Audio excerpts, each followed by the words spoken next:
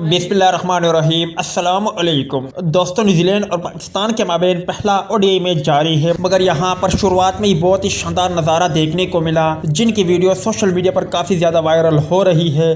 काफ़ी हद तक शानशाह अफरीदी की कमी भी पूरी हो गई है। गुजारिश है इस मुख्तसर वीडियो को आखिर तक ज़रूर देखें, इस वीडियो को लाइक करें और इस वीडियो के मुतालिक कमेंट सेक्शन में अपनी राय के इज़हार ज़रूर करें। आपको बताते चले कि आज पाकिस्तानी प्लेइंग 11 की बात करें तो फ़खर जमान, इमामुल हक, बाबर आजम, मोहम्मद रिजवान, हारिस सोहेल, सलमान अली आगा, मोहम्मद नवाज, मोहम्मद वसीम जूनियर, नसीम शाह, हारिस रऊफ और आज उसामा मीर ने डेब्यू किया।